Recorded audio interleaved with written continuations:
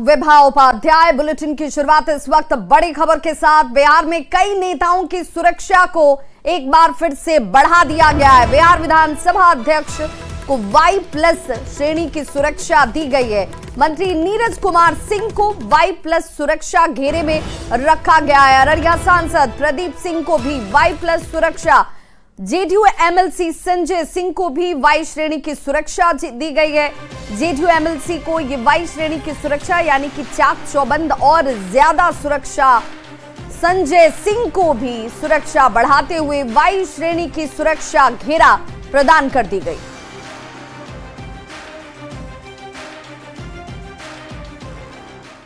तो अररिया में हिंदू स्वाभिमान यात्रा के दौरान अररिया से बीजेपी के सांसद प्रदीप सिंह का एक बयान इस वक्त खूब वायरल हो रहा है।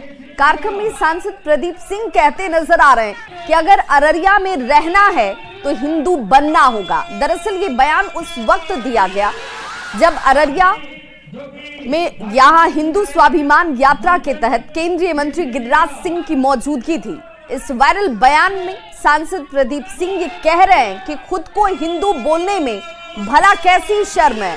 इसके आगे वो कहते हैं कि हम तो कह रहे हैं कि अगर अररिया में रहना है तो हिंदू बनना होगा। सांसद प्रदीप सिंह के इस बयान को लोग अब सोशल मीडिया पर काफी ट्रोल कर रहे हैं। हमको हिंदू करने में क्या शर्म है? हम सबको कहते हैं इलेक्शन में भी कि अररिया में रहना है तो हिंदू बनना होगा। तो बीजेपी सांसद प्रदीप सिंह की तरफ से बयान का आना और उसके बाद बिहार की राजनीति में बयानबाजी का तेज हो जाना एक साथ शुरू हो चुका है। किस तरह के बयान सामने आ रहे हैं जरा वो अभी सुनिए।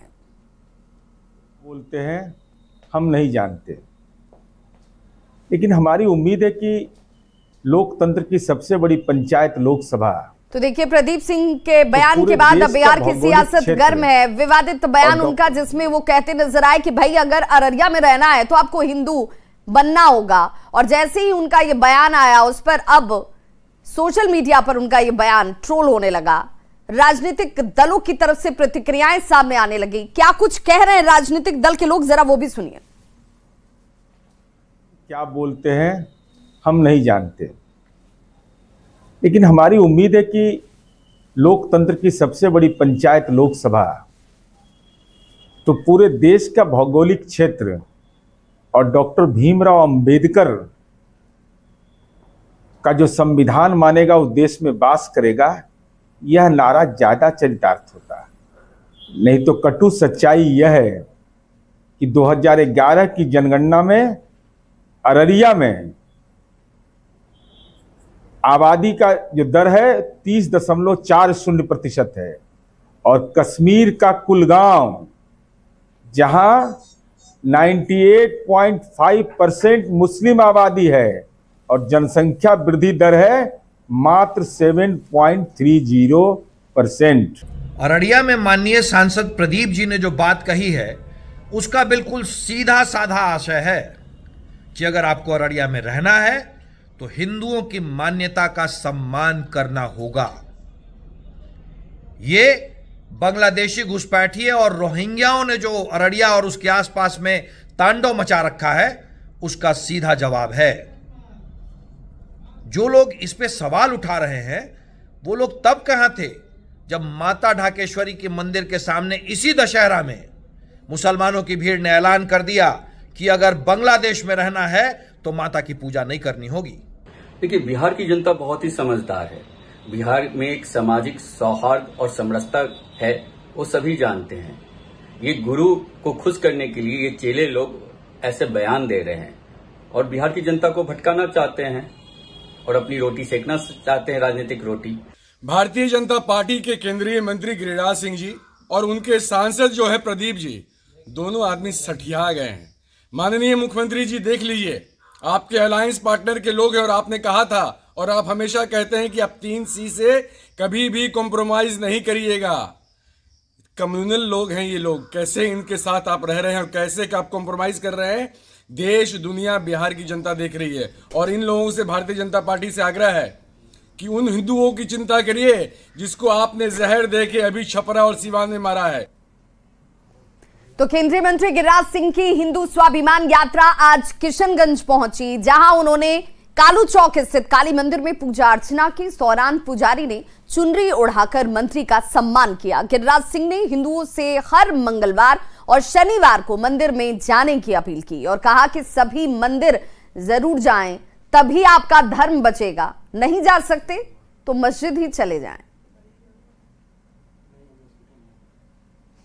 तो गिरिराज सिंह की तरफ से कटाक्ष भरे लहजे में यह कहा गया कि भाई आप अगर अपने धर्म को बचाना चाहते हैं तो यह बहुत जरूरी है कि आप मंदिर जाइए, माथा टेकिए, पूजा अर्चना कीजिए। दिन भी उन्होंने बता दिया कि मंगलवार और शनिवार आपको मंदिर जरूर जाना चाहिए और तभी जाकर आप असल मायने में सनातनी होंगे, आप अपने धर्म को बचा पाएंगे। और इस वक्त देखिए गिरिराज सिंह की जो तस्वीर आप देख रहे हैं, किशनगंज में उनकी मौजूदगी है और किशनगंज में ही हिंदू स्वाभिमान यात्रा के तहत वो पहुंचे हुए नजर आए। नमाज पढ़ना सीख लो और नहीं तो मंदिर में अपने आप को समाहित कर दो, अपने आप को ये साबित कर दो कि अगर एक भी हिंदू बचेगा तो मंदिर रहेगा। हर मंगलवार को या शनिवार को उस इलाके के सभी हिंदुओं को मंदिरों में जाके आरती और पूजा करनी चाहिए। अगर नहीं करोगे तो न मंदिर बचेगा, न जमीन बचेगा, और न तुम बचोगे, न तुम्हारा परिवार बचेगा। तरारी से बीजेपी के उम्मीदवार विशाल प्रशांत के हथियारों के साथ पूजा करने की तस्वीर और आरजेडी के सवाल पर जेडीयू के राष्ट्रीय प्रवक्ता हैं राजीव रंजन, उनकी तरफ से कहा गया कि बिहार की राजनीति के अपराधीकरण के दोषी अगर कोई हैं तो वो है लालू प्रसाद। उन्हें बिहार की जनता से उस दौर के लिए माफी मांगनी चाहिए। ऐसी तस्वीरों से जनता को मूर्ख नहीं बना सकते। बिहार की राजनीति के अपराधीकरण के लिए जवाबदेह श्रीमान लालू प्रसाद जी हैं। अब उनकी पार्टी अपराध को लेकर मुखर अगर होती है तो मुझे लगता है बिहार की जनता को हैरानी ही होगी, क्योंकि जिस राज्य में बंदूक संस्कृति, समानांतर सेनाएं, खून खराबा नरसंहार का एक रक्त रंजित इतिहास लालू प्रसाद जी और उनकी पार्टी के कार्यकाल में बिहार में हुआ है। तो शस्त्र पूजा की तस्वीरों को दिखाकर आरजेडी सवाल उठा रहा है और अब इस पर बिहार की सियासत गर्म है। तरारी के बीजेपी उम्मीदवार विशाल प्रशांत उर्फ सुशील पांडे के इस शस्त्र पूजा पर सवाल उठाए जाने के बाद बिहार की सियासत इस वक्त गर्म दिखती है। सुशील पांडे की तस्वीर को सोशल मीडिया पर डालने को लेकर बीजेपी और जेडीयू ने उम्मीदवार की छवि धूमिल करने का भी आरोप लगाया। तस्वीर पुरानी है। विजयादशमी में शस्त्र की पूजा की सनातन धर्म में पुरानी परंपरा है, लेकिन राजद ने उपचुनाव के मौके पर जनता को भ्रमित करने के लिए इसे पेश किया है। मंशा साफ है किसी नेता की छवि को धूमिल करने। राजद की कोशिश साजिश। राजद के किन किन नेताओं के पास कितने अवैध आर्म्स हैं, किसी से छिपी है क्या? देखिए, जो जिस प्रकार के चश्मा का उपयोग करेंगे उन्हें उसी प्रकार के चीजें नजर आएगी। आदरणीय नीतीश कुमार जी के नेतृत्व में कोई कितना बड़ा भी अपराधी हो, भ्रष्टाचारी हो, यहाँ कोई बचने वाला नहीं है। अब अपराधी और भ्रष्टाचारी की जगह राष्ट्रीय जनता दल में है। कोई कितना बड़ा भी आदमी हो, अगर कोई गलत पाया जाएगा तो उसका स्थान निर्धारित है। यहाँ कोई आदरणीय नीतीश कुमार जी के नेतृत्व में बचने वाला नहीं है। सरकार के लोग जो कहते हैं कि न किसी को फंसाते हैं न किसी को बचाते हैं, तो स्पष्ट रूप से सामने दिख रहा है कि आप बचाते भी हैं और फंसाते भी हैं।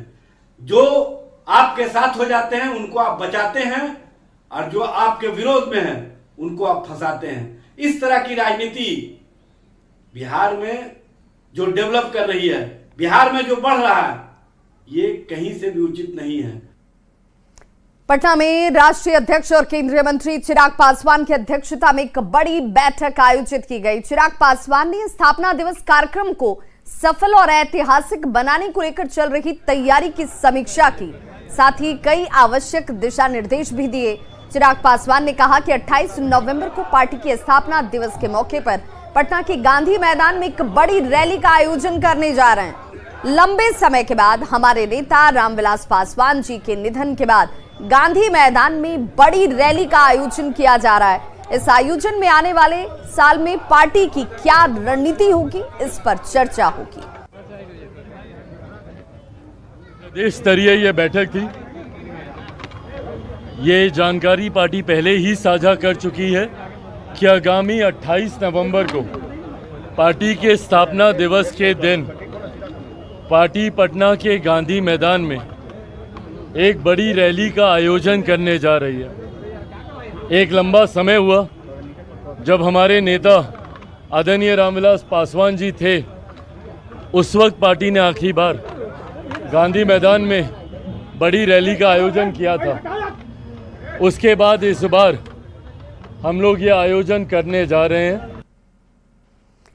तो केंद्रीय गृह राज्य मंत्री नित्यानंद राय ने तेजस्वी यादव पर जमकर निशाना साधा है। तेजस्वी यादव पर निशाना साधते हुए उन्होंने कहा कि रांची में कोई भाव ही उन्हें नहीं दे रहा। बिहार और झारखंड की जनता ने तेजस्वी यादव को नकार दिया है। जातिवाद और धर्म के नाम पर नफरत फैलाकर राजनीति करने वाले लोगों को जनता भली भांति समझ चुकी है। आरजेडी और तेजस्वी ने अपराधियों को संरक्षण दिया। आरजेडी ने पूरे बिहार में जो तांडव किया, जनता उसे जानती है। कांग्रेस और आरजेडी परिवारवादी पार्टी है जो जीवन भर परिवार के लिए ही काम करती है। यादव जी रांची गए हैं और उनको कोई भाव नहीं दे रहा है। भाव उनको मिलेगा ही नहीं, इसलिए कि महागठबंधन में भी उनकी स्थिति ऐसी हो गई और महागठबंधन के लोग भी समझ रहे हैं कि अब तेजस्वी जी को बिहार की जनता इनकार कर चुकी है और झारखंड की जनता भी इनकार कर चुकी है, तो क्यों उनको भाव देगा। गठबंधन में अब उनका अस्तित्व भी बहुत नहीं बचा। बिहार विधानसभा उपचुनाव से जुड़ी हुई खबर कैमूर से ये खबर आ रही है, जहां जन सुराज की तरफ से चौथे उम्मीदवार की घोषणा कर दी गई है। रामगढ़ से सुशील कुशवाहा जन सुराज के चौथे उम्मीदवार बनाए गए हैं। कार्यवाहक अध्यक्ष मनोज भारती ने इसकी घोषणा की। सुशील कुशवाहा ने बीजेपी से राजनीति की अपनी शुरुआत की थी। बीएसपी के प्रदेश महासचिव की भूमिका निभा चुके हैं। बेलागंज से प्रोफेसर खिलाफत हुसैन, तरारी से जनरल एसके सिंह जन सुराज उम्मीदवार बनाए गए। इमामगंज से डॉक्टर जितेंद्र को जन सुराज ने अपना कैंडिडेट बनाया है और ये चौथे उम्मीदवार की घोषणा भी अब सामने है। तो आपके सामने जनसुराज जो कह चुका है पहले ही कि चारों सीटों पर हमारी दावेदारी है और चारों सीटों पर कैंडिडेट के नाम का ऐलान भी हो जाएगा। तो बेलागंज से प्रोफेसर खिलाफत हुसैन, पहले ही इस नाम की चर्चा की जा चुकी है। तरारी से जनरल एसके सिंह को टिकट दिया गया और अब इमामगंज से डॉक्टर जितेंद्र उम्मीदवार जो पहले ही बनाए जा चुके हैं। चौथा नाम भी अब सामने आ चुका है बिहार विधानसभा उपचुनाव के लिए। तो 3 उम्मीदवारों के नाम की घोषणा तो पहले हो गई थी, चौथे कैंडिडेट का नाम भी जनसुराज ने सामने ला दिया। बिहार विधानसभा उपचुनाव में एआईएमआईएम ने भी अपने उम्मीदवारों की घोषणा कर दी है। जी हां, एआईएमआईएम के बिहार विधानसभा उपचुनाव में सभी 4 सीटों पर चुनाव लड़ने का ऐलान है और 2 सीटों पर अपने उम्मीदवारों के नाम का ऐलान उसकी तरफ से किया गया, जिसमें पहली सीट है बेलागंज की। बेलागंज से मोहम्मद जामिन अली को और इमामगंज से कंचन पासवान को उम्मीदवार बनाया गया है एआईएमआईएम की तरफ से।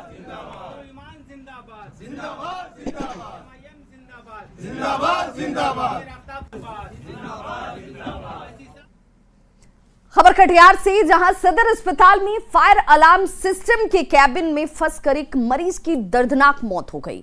मामला सदर अस्पताल के दूसरे तल्ले पर स्थित फायर अलार्म सिस्टम से जुड़े हुए कैबिन का है। कैसे हुआ ये हादसा, इस खबर पर ज्यादा जानकारी दे रहे हैं न्यूज़ 18 संवाददाता सुब्रत गुहा। व्यवस्थाओं के लिए चर्चा में रहने वाले कटिहार सदर अस्पताल से फिर एक चौंकाने वाला मामला सामने आया है। वैसे तो आमतौर पर जो मरीज है उनकी भर्ती सदर अस्पताल के वार्डों में होता है और वार्ड में देखने के लिए तमाम मेडिकल सुविधा के साथ मेडिकल स्टाफ भी तैनात होते हैं। लेकिन ज़रा सोचिए, अगर किसी मरीज के मौत इस तरह का जो फायर इक्विपमेंट्स है उस रूम के अंदर इस तरह से फंस के हो जाए तो ये मामला काफ़ी चौंकाने वाला है। कटिहार सदर अस्पताल के ये फायर अलार्म सिस्टम का एक रूम है और इस रूम के भीतर ही इस तरह से एक मरीज का फंसकर मौत हो जाता है। अभी भी उस तरह का कपड़ा यहाँ रखा हुआ है। अभी कुछ ही मिनट पहले यहाँ से जो वो मरीज है उसे ले जाया गया है। अब ये कैसे हुआ है ये तो जांच का विषय है, लेकिन अपने आप में ये एक चौंकाने वाला सवाल है कि किसी मरीज की मौत इसके अंदर घुसकर कैसे हो सकता है। एक बड़े सवाल ये हुआ, जब भी ये फायर अलार्म सिस्टम इंस्टॉल किया गया था, दावा ये किया गया था जो ये जो ताला है ये लॉक रहेगा, लेकिन कटिहार सदर अस्पताल के जो भी फायर अलार्म सिस्टम है वहाँ कई बार ऐसा लॉक की व्यवस्था नहीं है। ऐसे में जो मरीज है उसके साथ छोटे बच्चे आ सकते हैं और फिर से दुर्घटना हो सकता है। निश्चित तौर पर ये एक बड़ी घटना है और इसके बाद सदर अस्पताल प्रशासन की जो नींद है वो खुलेगी, ऐसा अनुमान लगाया जा सकता है। सुब्रत, न्यूज़ 18 कटिहार।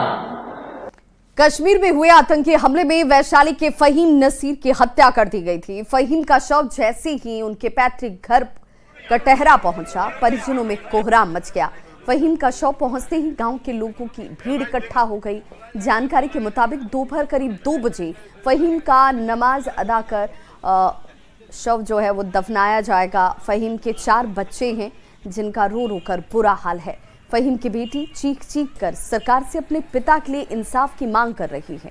बेटी ने कहा कि उसके पिता उसे IAS बनाना चाहते थे और वो अपने पिता का सपना पूरा करना चाहती है, जिसके लिए उसने सरकार से पढ़ाने की गुहार लगाई है।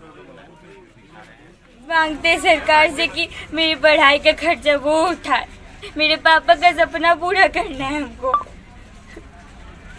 मेरे पापा चाहते थे कि हम IAS ऑफिसर बने और ये सब गवर्नमेंट पूरा करेगा। हमको बनना है IAS ऑफिसर। हम अपने पापा का सपना पूरा करेंगे। मेरे पापा के साथ जो गलत हुआ है उसका इंसाफ चाहिए हमको। क्या कसूर? उनका कोई कसूर नहीं था, वो बेकसूर थे। उनको गोली क्यों मारा गया? मुझे इंसाफ चाहिए और ये जिम्मेदारी गवर्नमेंट लेगी। मेरे पापा को इंसाफ गवर्नमेंट दिलाएगी। हमको इंसाफ चाहिए किसी भी कीमत पे। खबर वैशाली से, जहां कश्मीर के गांदरबल में आतंकी हमले में मारे गए फहीम नसीर का शव हाजीपुर पहुंचा, जहां महुआ विधायक मुकेश रोशन ने फहीम नसीर के पार्थिव शरीर पर पुष्प अर्पित कर श्रद्धांजलि दी। घटना पर दुख जाहिर किया गया। साथ ही आतंकी हमले को लेकर विधायक ने केंद्र सरकार पर निशाना साधा और पीड़ित परिवार को 50 लाख रुपए और घर के एक सदस्य को सरकारी नौकरी देने की मांग की। काफी दुखद घटना है और जिस तरीके से लोग यहाँ से पलायन करके दूसरे राज्यों में जाते हैं, नौकरी करने के लिए, रोजगार के लिए जाते हैं और वहाँ जाते हैं और आतंकवादी हमला में अगर उनका मृत्यु हो जा रहा है तो सरकार के द्वारा जो उनको सहयोग राशि मिला है काफ़ी कम है।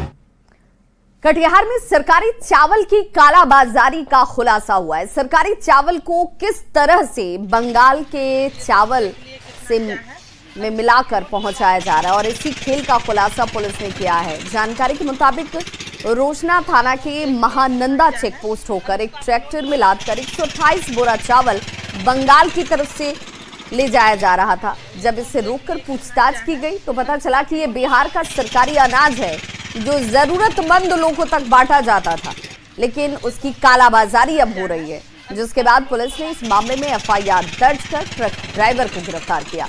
मामले में कुल 3 आरोपी बनाए गए हैं। हमारा महानंदा चेक पोस्ट के पास से एक ट्रैक्टर 128 बोरा लदा हुआ एक ट्रैक्टर जब्त किया गया। शक के आधार पे फिर प्रखंड आपूर्ति पदाधिकारी को बुला के जांच कराई गई कि ये चावल अनुदानित राशि है कि अनुदानित चावल है कि कोई और चावल है। प्रखंड आपूर्ति पदाधिकारी द्वारा जांच रिपोर्ट SDO को सबमिट की गई और SDO के आदेश पे उनके द्वारा अनुदानित चावल होने की वजह से FIR दर्ज किया गया है। कौन चावल? उसना कहाँ लेकर जा रहे हैं? मंडी। मंडी कहाँ? टुन्नी दिग्गी लेकर जा रहे हैं। बिहार में पर्यटन को बढ़ावा देने के लिए सीएम नीतीश कुमार ने ट्रैवल और टूरिज्म फेयर का उद्घाटन किया, जिसमें उत्तराखंड के पर्यटन मंत्री सतपाल महाराज और केंद्रीय मंत्री गजेंद्र सिंह शेखावत भी मौजूद थे। इस आयोजन को बिहार के लिए बेहद महत्वपूर्ण माना जा रहा है और ये कहा भी जा रहा है कि बिहार में पर्यटन को नई ऊंचाई भी इससे मिल सकती है। केंद्रीय मंत्री गजेंद्र सिंह शेखावत ने बिहार में पर्यटन की असीम संभावनाएं जताई और कहा कि केंद्र सरकार बिहार में पर्यटन को बढ़ावा देने के लिए पूरी मदद करेगी। पटना पहुंचे हैं, इस पर्यटन की स्थिति क्या देखते हैं आप? देखिए, बिहार निश्चित रूप से असीम संभावनाओं वाला प्रदेश है। बिहार संस्कृति की राजधानी है। बिहार विविधताओं से भरा हुआ देश है, प्रदेश है और एक प्रदेश को विजिट करने के लिए एक टूरिस्ट को जितनी भी तरह की अपेक्षाएं हो सकती है वो सब बिहार में संभावनाएं मौजूद हैं। और मुझे पूरा भरोसा है कि माननीय मंत्री जी के नेतृत्व में जिस तरह से यहाँ टूरिज्म को प्रमोट करने के लिए नए सिरे से काम प्रारंभ हुआ है, इस तरह के आयोजनों के चलते हुए निश्चित ही बिहार में पर्यटन जो है कई गुना वृद्धि आने वाले समय में होगी। तो इस बुलेटिन में बस इतना ही, लेकिन न्यूज़ 18 बिहार झारखंड पर खबरों का सिलसिला लगातार जारी है।